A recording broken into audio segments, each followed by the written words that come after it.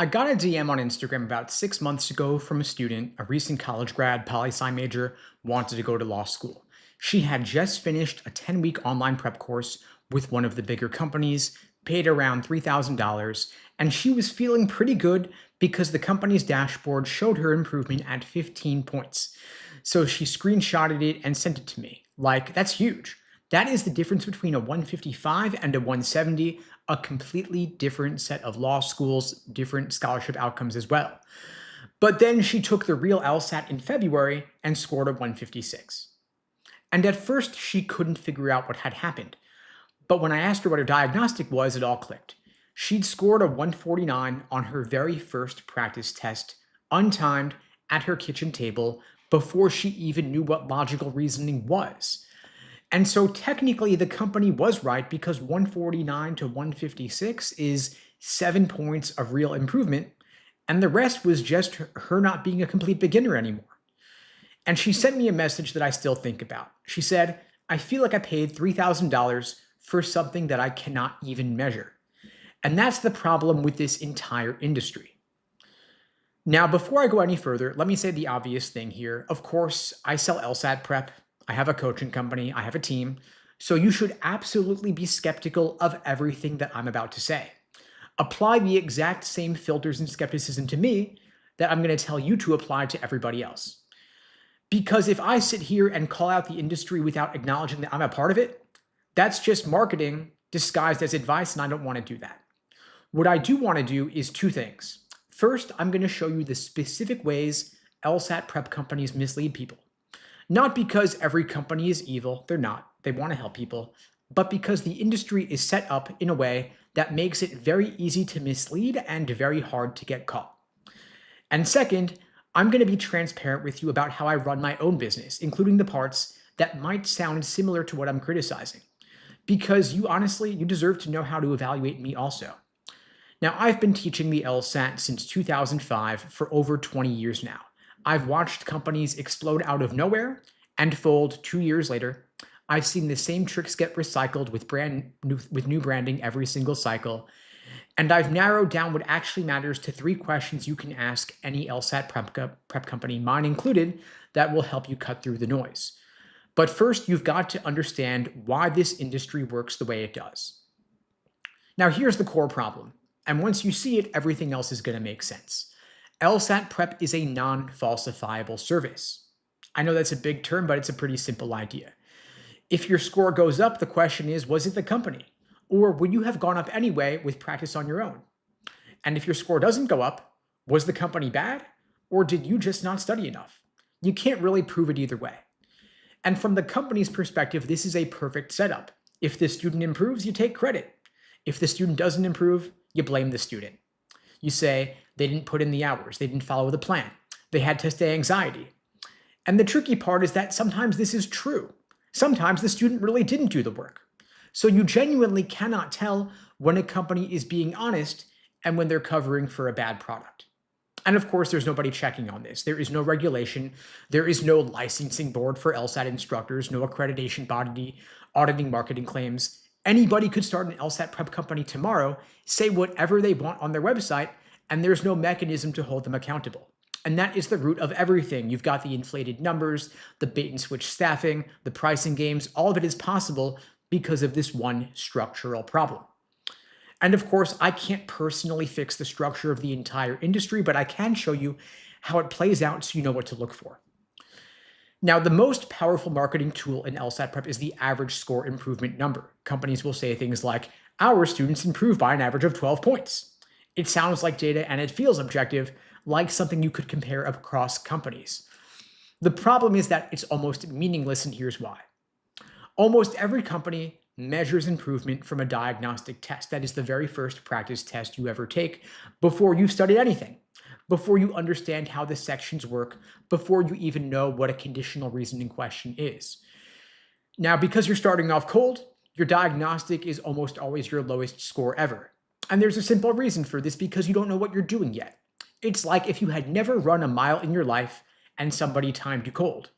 Then you trained for 3 months and ran it again. Of course you're going to be faster now. It's not the coaching, it's just that you're not a complete beginner anymore. And so When a company says their students improved 12 points from a diagnostic, a huge chunk of that, the first 5, 6, 7 points, happens to basically everybody. You could watch my free YouTube videos for 2 weeks and get most of that. The company's actual improvement or contribution might be 3 or 4 points on top of that, which of course could still be real value, but it's a very different story than 12 points or more. Now, when I started in this space in 2005, nobody questioned these numbers. Now, more people are catching on, but the practice still hasn't changed. Companies still anchor to cold diagnostics because the number looks better. And there's another layer here as well. When a company gives you an average, you want to ask yourself, who is in that average? Is it every student who enrolled or just the ones who finished? Because a significant percentage of students in any LSAT course don't end up completing the program. For some, it's because life gets in the way. For some, it's because the course just isn't working for them. If you only count the finishers, you've just removed your worst outcomes from the data, and that is survivorship bias. It's like a restaurant saying 100% of our diners love the food because they only surveyed the people who came back for a second meal. And then there is the self-selection problem. The students who invest serious money in LSAT prep are already, by definition, more motivated and more disciplined than the average test taker. They were probably going to improve more than anyone else, no matter what they choose on average. And so when someone says, when Kaplan or Princeton or others, I'm not going to name too many names here, when they say our students outperform the national average, that might technically be true, but it might have absolutely nothing to do with the company. Now, here's where I'm going to be honest about my own business. I don't publish average score improvement numbers, and the reason is everything I just told you. Of course, I do have the data, and the number would probably be pretty solid because I work with motivated, serious students. But that is exactly the point here. I would be taking credit for the motivation my students already walked in with, and I'd be anchoring to diagnostics because that would make the improvement look bigger than what my coaching actually contributed. And so I don't do it because I don't think that number would honestly represent what I'm providing, and I'd rather not mislead you about what you'd be buying. And I think that tells you more about how I operate than any statistic would. Now, I want to share a couple of questions with you that you can use when you're evaluating different LSAT prep options. If any company gives you a score improvement number average, ask them exactly how they got it. You want to ask how they calculated it. What was the baseline? Was it a cold diagnostic or was it a stable score after having taken multiple practice tests? Does the average include students who dropped out? Does it include retakers who already had an official LSAT score? What is the sample size? And when was this data collected? A company that's being honest can answer all of this specifically. They're not just going to give you a generality like, we use rigorous methodology. You want specifics, like here's the baseline, here's who we include and exclude, and here's why. And if they can't answer, the data either doesn't exist or it doesn't say what they want it to say. And if you would ask me, I would say, I don't use that number at all because I don't think it means what people think it means. Now, the second big problem is who's actually teaching you. And this is the one I have the strongest feelings about because it's the one I see hurts students the most. Of course, any serious LSAT coaching program has a team. It's not a red flag. One person cannot work with hundreds of students. That's just math. The red flag is when the company won't tell you who's on the team, when the people doing the work aren't qualified, or when you're getting shuffled between strangers with no consistency. Now, let me tell you about a student who came to me after spending close to $5,000 with a well-known company. He'd said something I'd never forgotten. He said, quote, I had 4 different tutors in 3 months. None of them knew my weak spots. Every session I was re-explaining where I was struggling. I'd make progress with one person. Then the next week it was somebody completely different, starting from scratch. And that is the problem. The problem isn't that the company had a team. It's that there was no consistency, no one person tracking his progress, and no one who actually knew him well enough to help. And it gets worse when you look at who these tutors actually are. I've seen companies where the people doing the coaching are current law students, as in they're juggling their own exams and papers in clinics while supposedly giving you focused attention. Some of them have been teaching for just a few months. Some started last week. And of course, these are smart people. They did well on their own LSATs. But scoring well on the LSAT and teaching it to somebody else are totally different things. and this has driven me crazy for over 20 years now. Some of the worst LSAT tutors I have ever encountered were people who scored in the 99th percentile. And I actually mean that. I'm not being provocative here. When reasoning comes naturally to you, it is genuinely hard to explain your thought process to somebody else where it doesn't click. You just kind of see the answer. And that's great for you, but it's useless for a student stuck at 155 who can't figure out why they keep falling for the same trap in logical reasoning. The best LSAT instructors combine knowledge of the test with the ability to diagnose where your reasoning breaks down, and they can communicate alternatives in a way that clicks for you, and that is a teaching skill. It's built through years of working with hundreds and thousands of students, seeing every possible way a student could hypothetically misunderstand a question, not just scoring well on one test on one day. And so there are really three different things you want to watch out for here. One, are the people doing the actual coaching qualified and experienced, or are they just law students and recent grads coasting on a test score? Second thing you want to look for, will you have a consistent coach who gets to know your patterns over time, or will you be rotated and switched around? And third big question, is the company upfront about all of this before you join, or do you find out after the fact? Now, I want to be specific about how I run my team because I think you should know. My coaches are professionals who do this as their primary work. They're not law students juggling this with their exams. They are experienced LSAT instructors who've been teaching this test for years. And when a student joins the program, I'm personally involved in matching them with the right coach for them. I look at where they're at, what they need, and who on my team is going to be the best fit for them, not just based on schedule, but also based on personality fit, learning style, weak areas, goal score, and time frame. And then depending on the tier, some students will work directly with me as well. But once you're matched, that coach is your coach throughout the program. You're not going to get switched around every couple of weeks. And I do stay involved. I personally review student progress. I'm also accessible as a second opinion. And if something isn't working, I'm going to know about it. Now, I want to be straight with you here. I don't always get the match right on the first try. Sometimes a student and a coach just don't click. And when that happens, we switch. It's not always a perfect system because it has a human element involved. But everything I just described, who the coaches are, how the matching works, the fact that I stay involved, you can ask me about any of that before you spend $1. And I'll tell you straight up, that is the difference. Not whether a company has a team, because every company has a team. The difference is whether they're going to be honest with you about who's on it. Now, the second question you want to ask is, who will I actually be working with? That might be the most important question. You want to ask, who is the specific person that will be coaching me week to week? What's their background? How long have they been teaching the LSAT? Not how long since they took it. How long have they been teaching it? How many students have they worked with? And will that person be working with me the entire time, or will I get switched around? Because the LSAT is a reasoning test.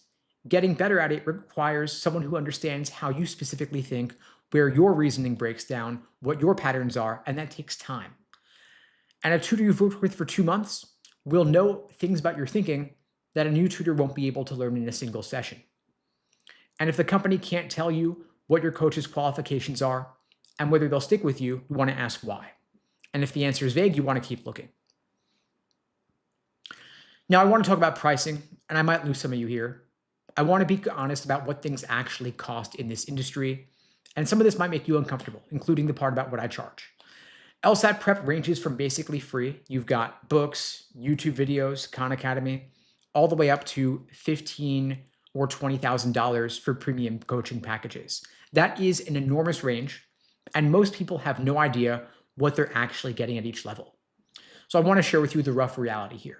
At the top of the market, you've got companies charging $10,000, $15,000, even $20,000 for premium LSAT coaching packages, and some of them could be worth it if you're getting genuine one-on-one instruction from someone deeply experienced who's building a study plan around you specifically. And that level of focused attention is pretty expensive to deliver.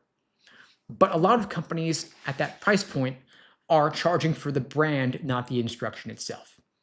You're paying 5 figures and you're getting the same law student tutors I just talked about wrapped up in slicker packaging. So the question at that tier is always, am I paying for an experienced person's focused attention or paying a premium for brand recognition? The honest truth is that much of the cost at the high end is the instructor's time. That is what's actually expensive. It's not the materials, it's not the platform, it's the human involved.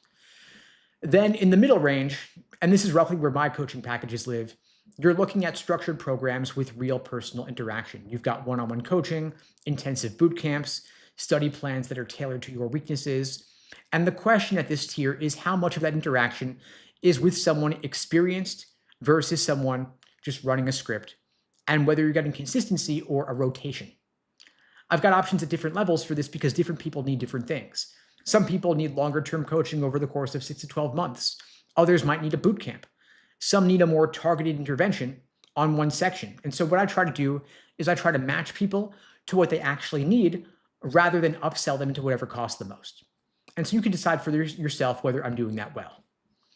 And then at the bottom end of the range, under say $1,000 or maybe under $500, you're getting self-study materials like video lessons, practice tests, maybe a question bank. And for a lot of people, that could be enough. If you're disciplined, if you learn well on your own, if you've got a solid starting point, you might not need more than that. And I've got no problem saying that because if you don't actually need coaching, I'd rather you save your money for law school applications, even though I sell something more expensive than that. Now, the third big question you want to ask is what happens when a student is not improving? And that tells you the most about what you're actually buying. You want to ask, what happens if I get stuck? If I've been studying for weeks, if I'm doing the work, and my score isn't moving, what will you do to help me? That is the question that separates real teaching from just content delivery. Because content delivery is not going to have an answer to that. If the product is, here are the questions, here are the practice tests, here are the videos, follow the schedule, there's not going to be anything to adjust when it's not working. The plan is the plan, and if you're not improving, the implication is going to be that it's your fault. Now, a real teaching operation has a process for this. Someone's going to notice, someone's going to reach out, someone's going to diagnose why you're stuck. Is it timing? Is it a specific question type? Is it a comprehension issue? Is it a confidence issue? Are you burning out? And then the approach will change. You want to ask for specifics here, not just we provide ongoing support. You want specifics like who's going to notice, how quickly, and what will actually change. Because if they just say, we'll work with you till you get there, it's a nice sentence, but it's not a real process. And so when a student I'm working with plateaus, I'm going to know about it because I'm tracking your progress. And the first thing that changes is the diagnosis. I'm looking at what they're getting wrong, not just how much. Are they missing the same question type repeatedly? Are they running out of time on a specific section? Is their accuracy fine, but their pacing is off? These are completely different problems with completely different solutions. And sometimes the answer is the approach needs to change. Maybe the student needs more drilling on one section. Maybe they've got to slow down before they speed up. Maybe they need a break. A good coach will adapt. A bad one just tells you to do more practice tests. But here is the deeper point I want to leave you with, because you shouldn't have to take my word for any of this, or any company's word. Before you spend real money, you should be able to experience the teaching firsthand. And I've got thousands of free videos on the LSAT Unplugged YouTube channel. You can watch me teach there right now for free. Links in my bio on TikTok and IG. You can see how I explain things, how I break down questions, whether my style clicks for you or not. And that is the actual product. And if you want to go further with me, I offer a free one-on-one tutoring lesson before you commit to anything. You can sit with me, work through real LSAT material, and decide for yourself whether this is worth paying for. If a company won't let you experience any of their teaching before you hand over your credit card, you want to ask yourself what it is they're protecting. Because a company that's confident in its product should be happy to let you try it. If they're hiding behind a paywall, they're usually hiding the product too. So again, the three questions. First, how did you calculate score improvement numbers? If they can't show their work, the data isn't real. And if they don't publish that number at all, ask them why. The reason might tell you a lot. The second question is, who will I actually be working with? What's their experience? Will they stick with me? If the answer is vague, it's an assembly line process. And then third, what happens when a student is not improving? If they don't have a specific product process, they're selling content, not actual coaching. And if they won't let you experience the teaching before you pay, you want to ask yourself why. Any company worth your money can answer all three of these clearly. Now, I want to go back to the student from the beginning, the poli-sci grad who improved 15 points, but only scored a 156. After we went back and forth for a while, she said something I think about a lot. She said, I feel like if someone had told me to ask better questions, I would have spent that money completely differently. Now, I'm not telling you who you should work with. There are good companies out there. There are brilliant independent tutors working solo who are worth every penny. And yeah, I think what I built is worth looking at too, of course. But I'd rather you make that decision with your eyes open rather than because a number on the website made you feel safe. This industry rewards companies that market the best, not the ones that teach the best. The only person who will protect you from a bad investment is you. So ask the 3 questions, trust the answers you get or don't get, and then do the work because no company, no tutor, no course will change your LSAT score. You do.